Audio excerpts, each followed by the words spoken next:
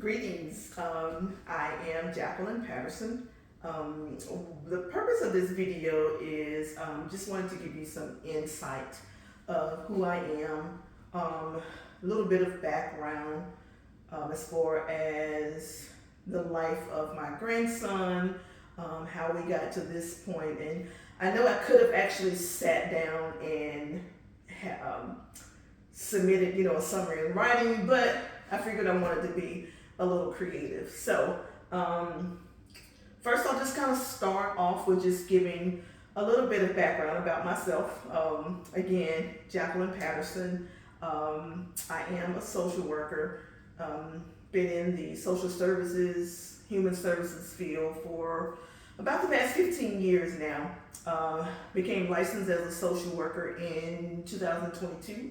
Majority of my work has actually been in the legal system, where I have worked as a alternative sentencing specialist. Most of my work has been around alternative sentencing, basically just trying to find options for people who are challenged with substance abuse, mental health, and also involved in the criminal justice system. A lot of my work has also been working with individuals experiencing homelessness, challenges with mental health, as well as chronic health conditions such as living with HIV and AIDS. My grandson Isaiah was born March 6th of 2013. He was actually born, when he was born, both he and my daughter were living here in Douglasville with me. And what else? They were living with me. The court documentation that I have submitted, you will see that his father, Arslan Bahati, has informed the court in his answer to my petition that Isaiah has lived with him, had lived with him since around the age of about 2 months, and that information is not true. You'll see in documentation where I've submitted various receipts, as also a lease from where at one point he stayed with my daughter Jasmine. And so so let's just get started, and towards the end, or maybe as we go, I'll just kind of add things as I go. But like I said, I wanted to just do this video in preparation for our introduction, so that you can already have some insight and see how all of this came about and what it is, the anticipated outcome for the case. So here we're in the living room, and the purpose for this is just to show you the environment that Isaiah has actually grown up in. Now, you will notice if you look at some of the pictures that I've submitted, it is a bit different because we, at one point, were going to sell the house, but then my mom passed and we changed our mind, but some things were actually already done before we decided to sell the house. So it is going to look a little different than the pictures that I submitted, for example, like Isaiah's room and his bathroom. So let's go. So here we're in the living room. You just kind of pan around. We're here and we're in the living room, where now when Isaiah, when he comes over now, he spends a lot of time in here because he likes just kind of relaxing on the sofa here. According to Isaiah, he, at his dad's house, which they all live with his dad's mother, but he's not allowed to lay out on the couch. But he, kind of lays out here. He pretty much just can be as comfortable as he'd like to be. So this is the living room. And here we have the dining room. And here is the kitchen. Isaiah's favorite part of the house, because that's where the pantry and the refrigerator are. And so I'll also, oh, that light is out. So in here,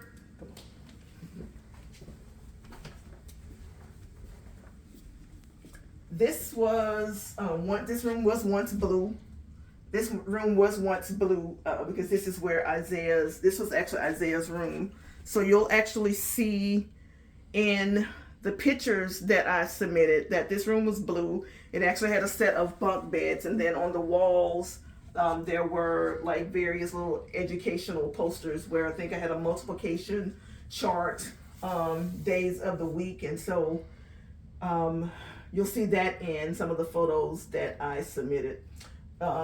Here's his closet, which was once actually filled with clothing, but since he has actually not lived here, a lot of those things actually went to Goodwill. To be honest, I did not anticipate being able to have visitation with him, and so once we were preparing the house for sale and had actually moved everything out, a lot of the things he could no longer wear since it had been over a year that he has actually lived here. And so a lot of those items actually went to Goodwill. So since school has started, I have purchased a few things for him, but not a lot. So yeah. And this space here is just, my little workspace.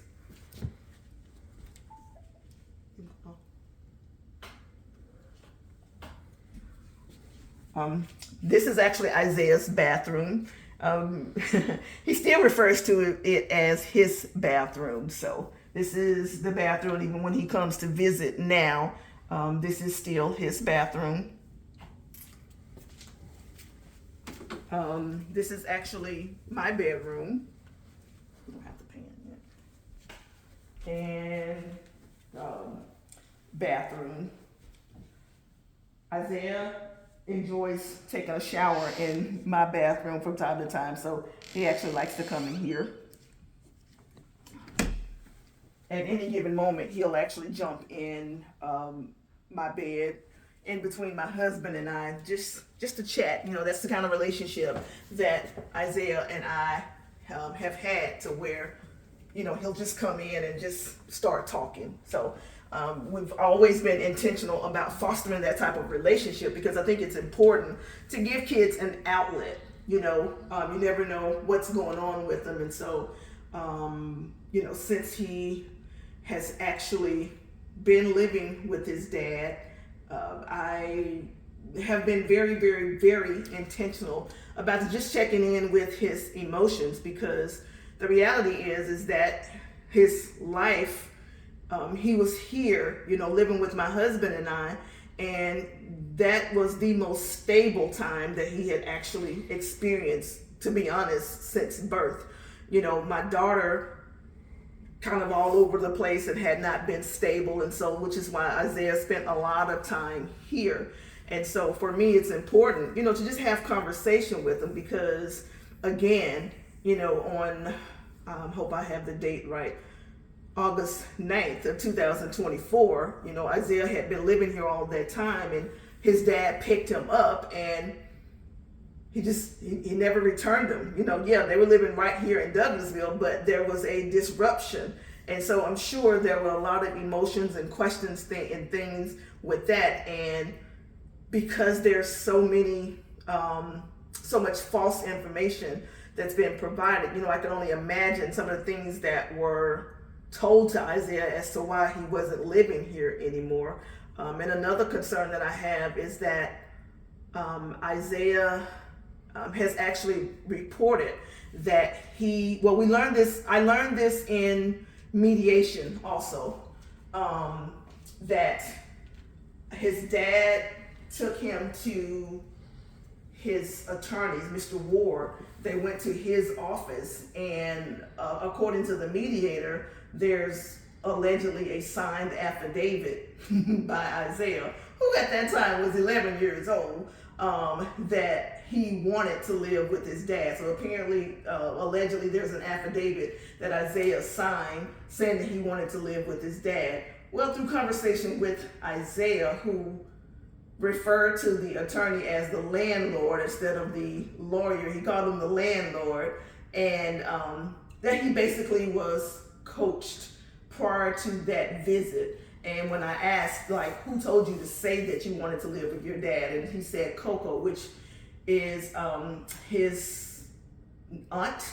That's not her name. It's like their background is Pakistani, and so I think Coco may be like a nickname in Pakistani for aunt, but her name is Faryal, which you should have an audio clip that I sent via Dropbox of after all of this happened. You know, she's like calling me apologetically. Oh, we're not gonna let him take Isaiah from you, and da da da da da. So we'll go downstairs now.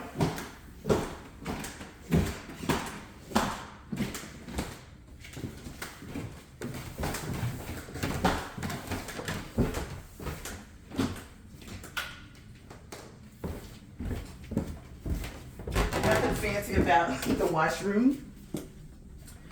And this is another favorite part of the house for Isaiah.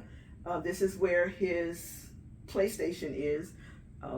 Never got rid of his PlayStation. You know, even not knowing when I would see him again, I still kept his PlayStation and all of his games. And these are the bunk beds that were once in his room, but now, you know, we've done a few things and we actually put him here. So sometimes when he comes, he'll sleep down here, and then other times he may sleep upstairs. So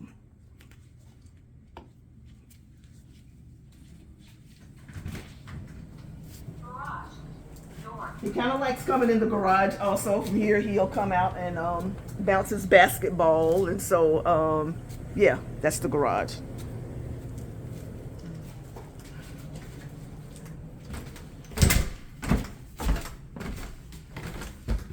So that's just a little bit. I just felt it was important to just kind of give you that little bit of background there as far as, you know, the environment, the household that Isaiah has grown up in. And so I'll backtrack a little. You can pause it. So just to backtrack a little again, you know, Isaiah was born, when he was born, he and his mom lived here. I do believe around maybe through second grade, maybe.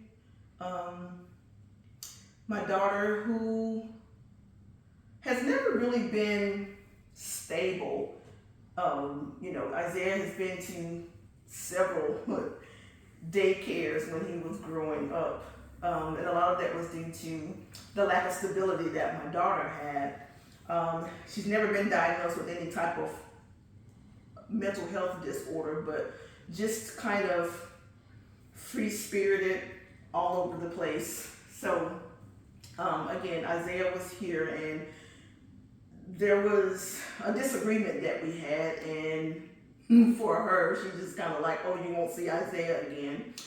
And she just basically just kind of, she left. The first time she did it, she left and left him here with my husband and I. And then she did it again, and when she left and took him to his dad's, Mr. Bahadi's. That was, I do believe, maybe around the second grade, because I have some pictures where I actually have Isaiah's first day of school. And so he was with his dad second and a portion of his third grade year. Somewhere in his third grade year, my daughter received a text from his mother, Sabina Mall, who expressed that she had concern because Isaiah had been missing so many days of school.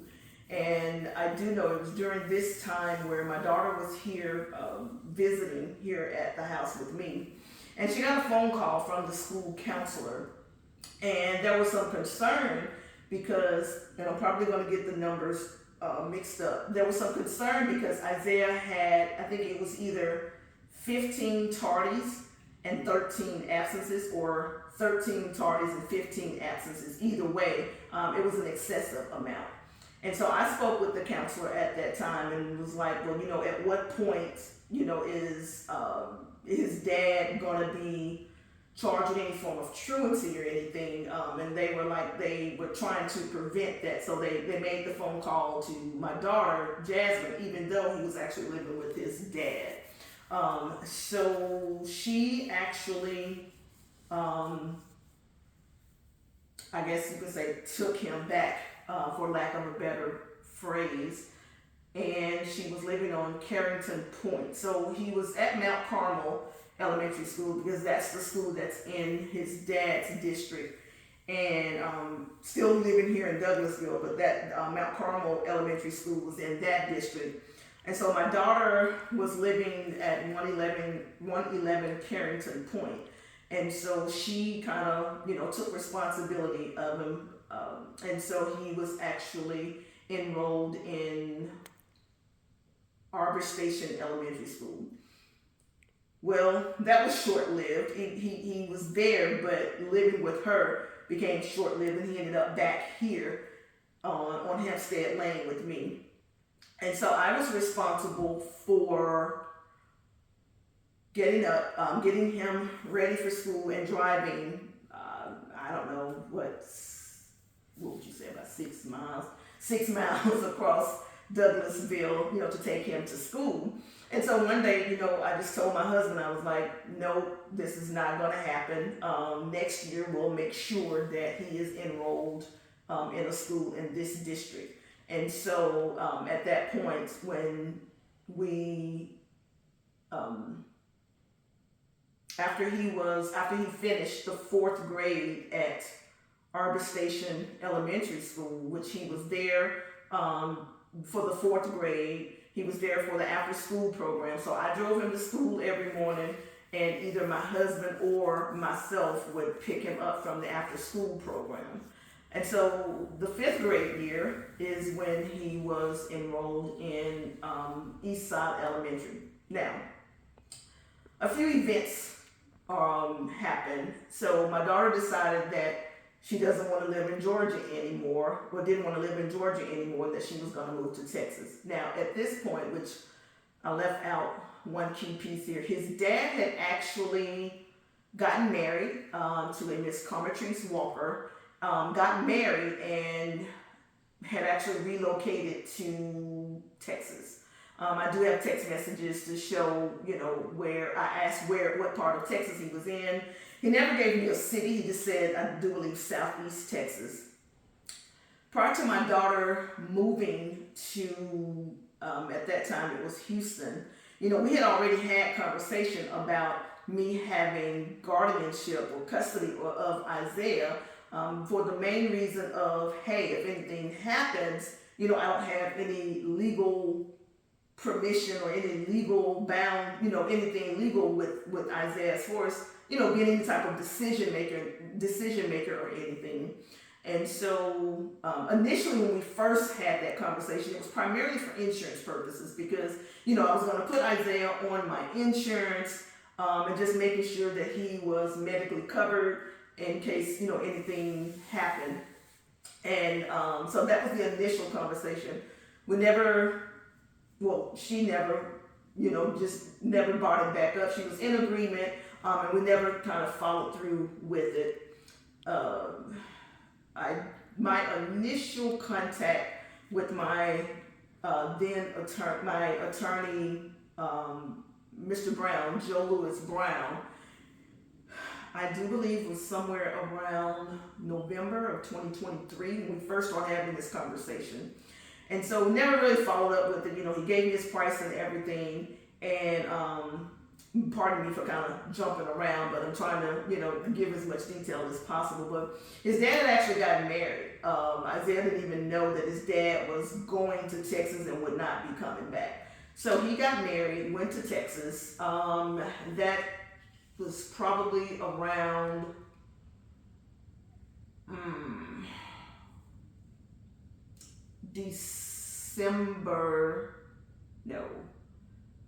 June of 2023, I believe. No, July, because he had gotten married and they actually had a wedding reception July of 2023. And I think they were gone around the end of July, maybe August of 2023.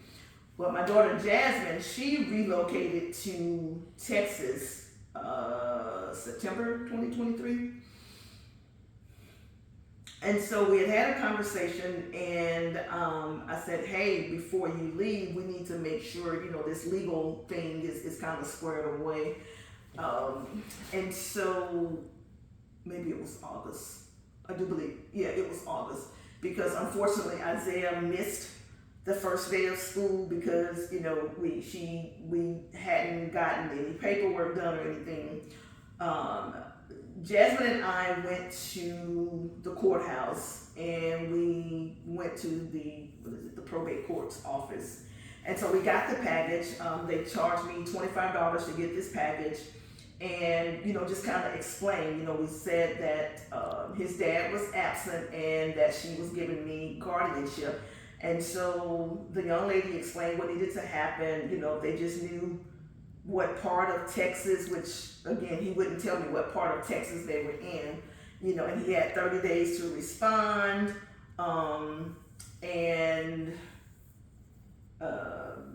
She gave me a sticky that had all of what the filing fees and everything were. So,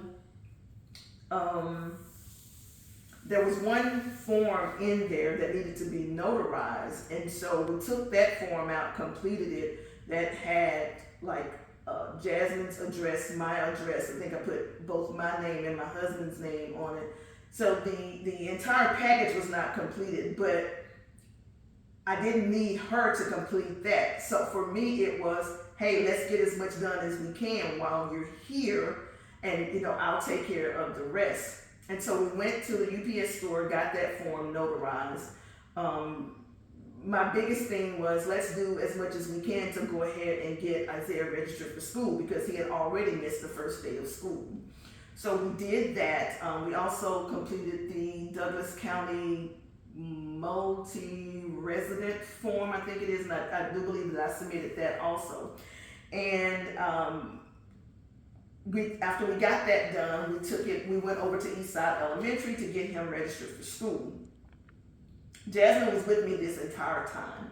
So for there to be a claim that I submitted a fake order to the school system is just the most ridiculous thing. Unfortunately, in all of this, Jasmine has not stepped up and defended that statement because, she was there with me. But when we went to the school, I explained to the clerk that we were about to start the process of me having guardianship, and so I gave her that form and the multi-family resident form and that one page of the court order to show that it had been notarized. I presented that from a perspective of, hey, here's proof that we're starting this process. She took it, went and made a copy of it. Not once was there any attempt to defraud anybody. That's just not my character. I've already stated, my profession, and it would just be dumb for me to even do that. So to say that I intentionally submitted a fraudulent document is not true. So Isaiah was at Eastside Elementary for his entire 5th grade year. And that information is verifiable. I attended his IEP meetings any type of interaction was with me. His teacher was Miss Maureen's. Miss Maureen's and I had a really good working relationship. Isaiah does have learning disabilities. He has been diagnosed as having expressive and receptive language disorder. I may have it backwards. It may be receptive and expressive language disorder. So he does benefit from having an IEP. I was in close contact with all of his teachers, getting updates. Anytime there was any activity at the school, I was there. I was present. Had a very flexible work schedule. And again, his 5th grade year was the most stable Isaiah had been pretty much all of his life. So he was registered in school at Eastside Elementary, and when it was time and I had actually enrolled him. So by this time, by the end of the school year, close to the end of the school year, his dad reaches out and was basically like, hey, I'm returning home. Apparently this was a failed marriage, and his mom and family had to go out and get him. He was staying with a friend. The wife put him out or whatever. So he was, from my understanding, practically homeless in, I later learned that it was San Antonio. And so he came back. I do have those text messages as well, stating that, hey, I'm returning home. I'll be there for good. I need to be there for the boys. Because he does have a 5-year-old son that he provides no support for as well. And so he came back, and I do have text messages showing that, hey, I have been registered in a summer camp. Can you send me a picture of you, so that I can add you to their contact list and put you into the app that's called Bright Star, where he can actually check him in and check it out. I'm giving that information because I want to clarify that I've never, ever tried to keep Isaiah from Mr. Bahati. Like, it's never, but there's been this narrative that's been painted that I've caused so much emotional distress. So moving fast forward, the 6th grade year starts, and he is attending Stewart Middle School. And so his dad puts him in a football program, not through the school. It's one of the community football programs. Isaiah doesn't want to play football, but Mr. Bahati had a new romantic interest who was like a cheerleading coach, and it appears that he was just, trying to make an impression. And so, I don't know, apparently he had given this young lady information that he painted a picture that he's this single dad taking care of his kids. Not true. And one day he sends me a text, and he says, I'm picking Isaiah up, and he's going to stay with me for the week so that he can go to football practice. Well, my response was, well, hey, he doesn't have to stay with you just to go to football practice. Like, Mike and I are capable of getting him to football practice. And I do have this interaction by text in a text thread also. And so from there's this back and forth. It did not appear that it was Mr. Bahati that was sending the text. I suspect that it was the young lady. And so things just kind of went downhill from there. So I explained to him that, hey, I'm trying to keep things stable. This is the most stable that Isaiah has been. And hey, let's talk about it. Let's talk about, what are things in the future going to look like for him. But that conversation never happened. Later that same day, I got a phone call from the office staff at Stewart Middle School, and they were like, Isaiah's dad is here to pick him up, but he's not on any type of documentation Can we release him to him? And I said no. I admit that I said no. Not from a place of where I'm trying to keep him from his dad, but to be honest, it was, for me, it was more principle, if you will, because we had just had a conversation via text earlier that day that, hey, he doesn't have to stay with you, but he attempted to go behind my back and pick Isaiah up from school, basically without my permission, because his name was not, he was not on any contact or anything. Why would he be? Because he didn't live here. It was the same with my daughter. And so I do believe in some of the court documentation.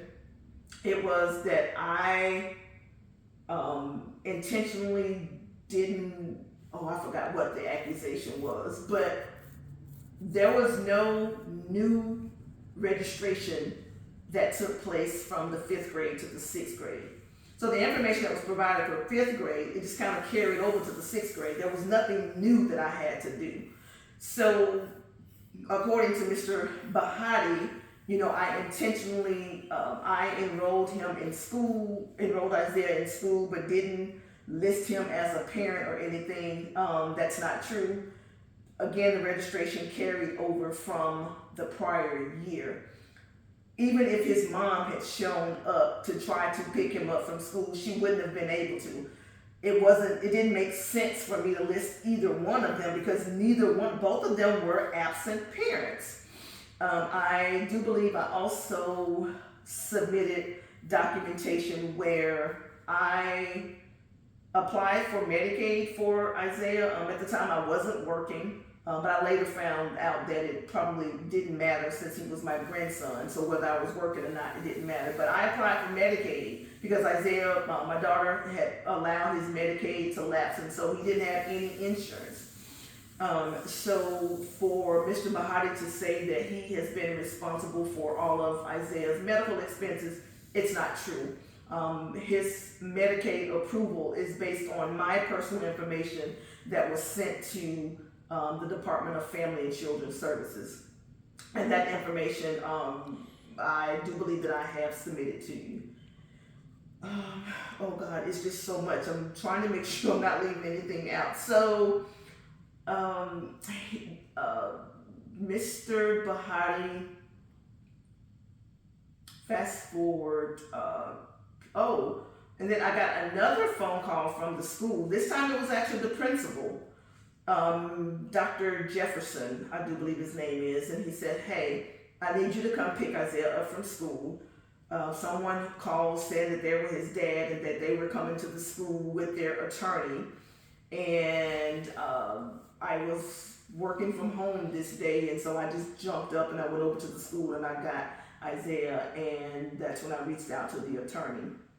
And so Mr. Brown and I had already had an appointment set up.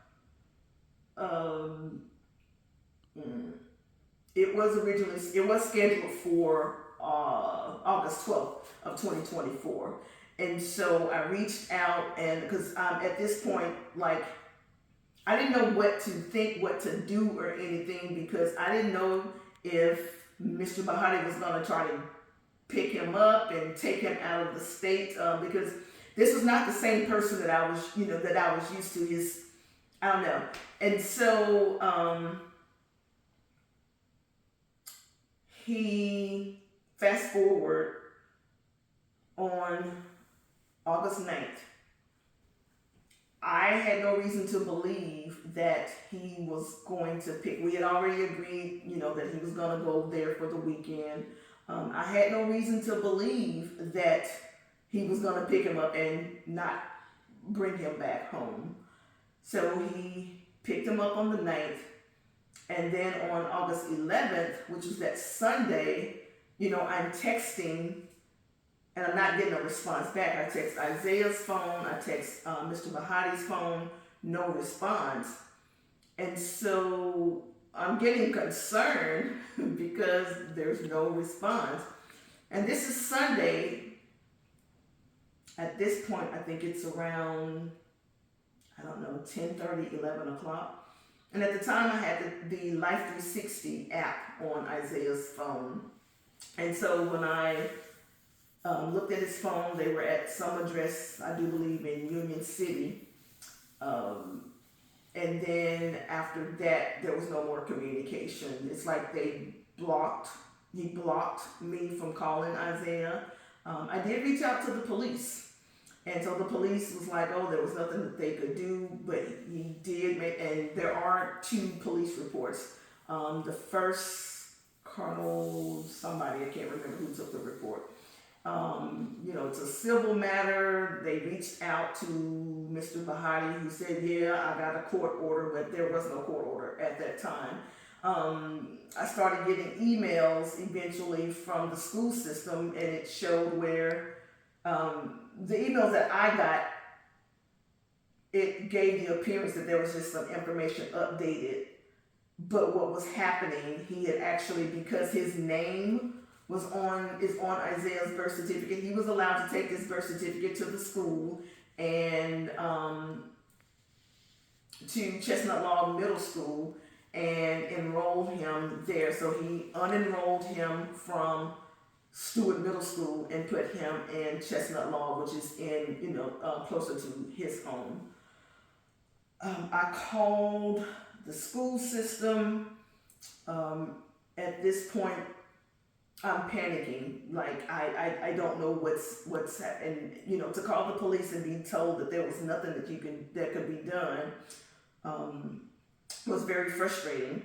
And I didn't settle with that. I actually went to the sheriff's department, and then the sheriff's department, after they took my address, they said, well, you're in the city limits. And so they called the police and had a police officer to come to the sheriff's department and talk with me.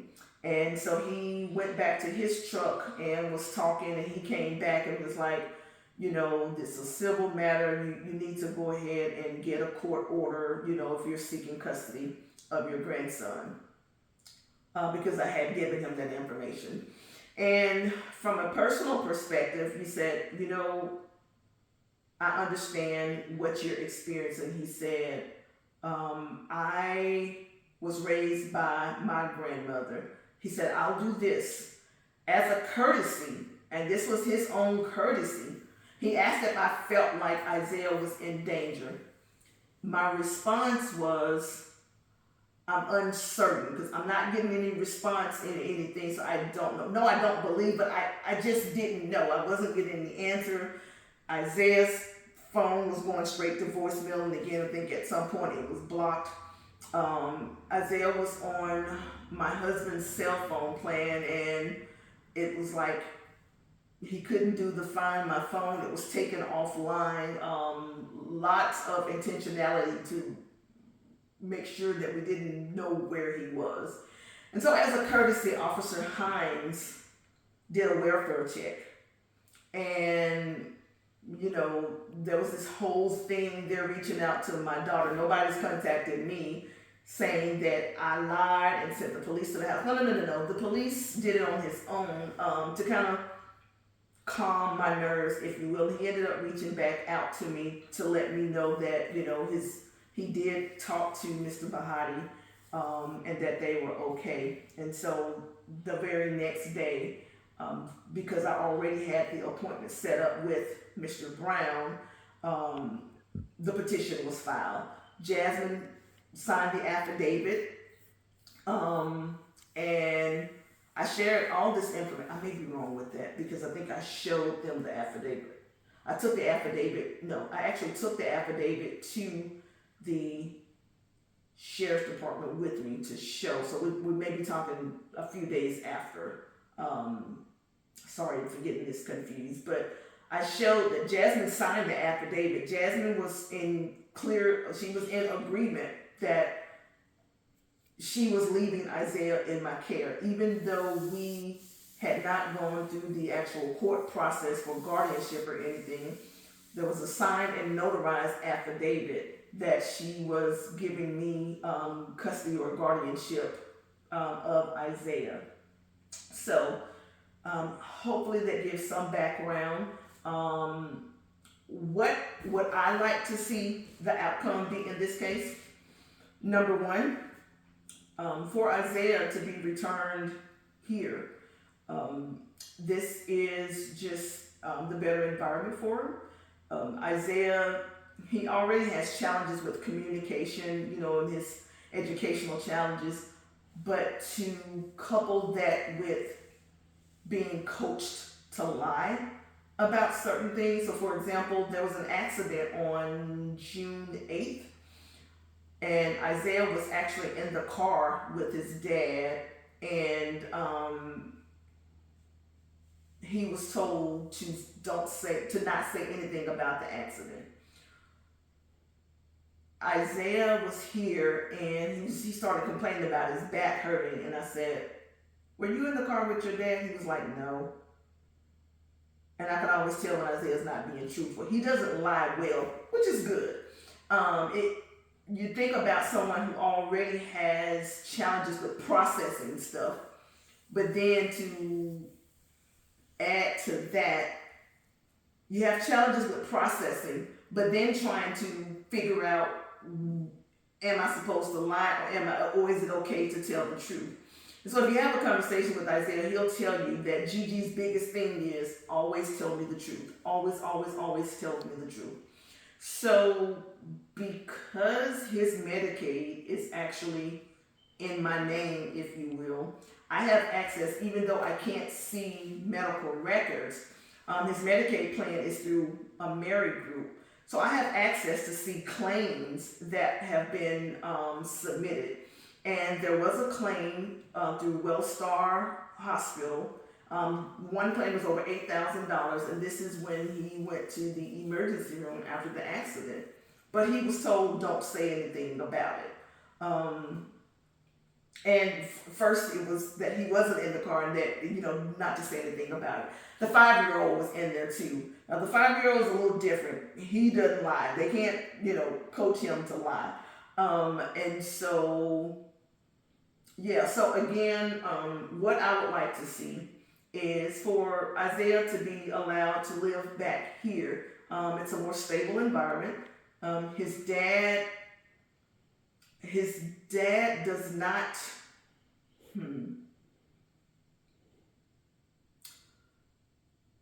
he works, it's not, Isaiah's there at the house, but his dad is not there with him.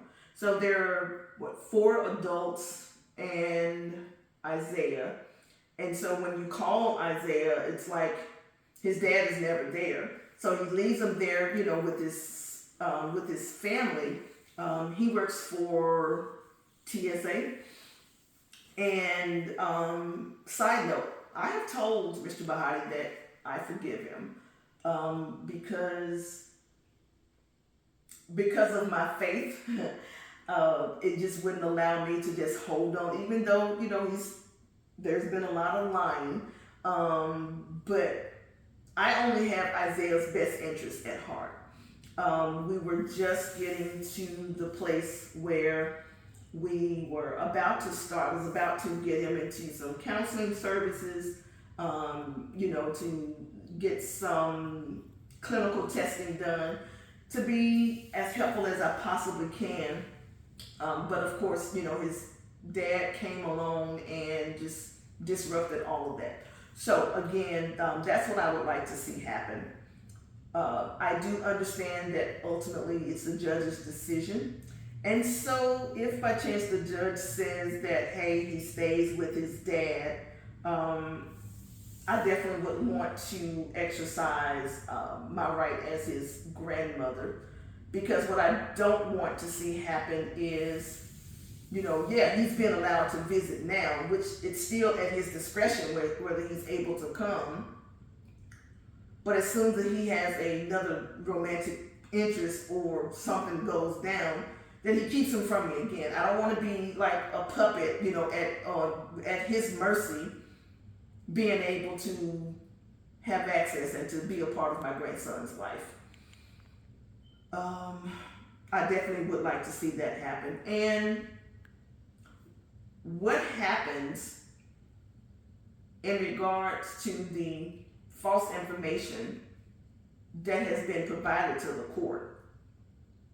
you know, the lie has been told that Isaiah has stayed with him since he was 2 months old. Not true. That he went to San Antonio for job training and left Isaiah under the care of his mother, and I basically took Isaiah from his mother. Not true. You know, if that's the case, there was no police report. Why didn't you come home? And it can be proven that he was living in San Antonio and not there for job training. And so again, I just want what's best for Isaiah. That's all I'm concerned about. Isaiah has reported that he sleeps in the same bed with his dad. You know, he's 12 years old. You know, he should have his own bed. He should have his own room. And so, yeah, so hopefully this is giving a little bit of background. Hopefully you'll get to see this prior to our meeting. And if I can provide any other insight or information. Oh, also, I would be, and I don't know if this could possibly happen, since he did, he signed the birth certificate and that little clause at the bottom where he acknowledges paternity. But if we're going to be going through all of this, I would be interested in knowing if true paternity could actually be proven. You know, if you're going to go through all of this, like, hey, yes, you signed the birth certificate, and the reason that it raises question for me, which it always has. It's a conversation that my daughter and I have had several times, but she just kind of pushed it away. Right before she moved in with the Bahati family and got with Mr. Bahati, she had actually just exited another relationship where, per her report, that young man was in some legal trouble and got extradited back to New Jersey, I think it was. And so there is, I don't know, it could be a possibility that he may not even be as I don't know. But if it's possible, I would be interested in paternity actually being established. Because if we're going through all of this, I would hate for it to be a situation where we've gotten to this and he's not his biological father. So I will also submit the young man that my daughter was dating prior to getting with Mr. Bahati is actually deceased now, but I do have a picture of him, and I'll submit that also. So that's all I have. Hopefully this wasn't too long, but I just figured I could give as much information as I possibly could instead of trying to write everything out. And I look forward to our meeting on Friday. Thank you.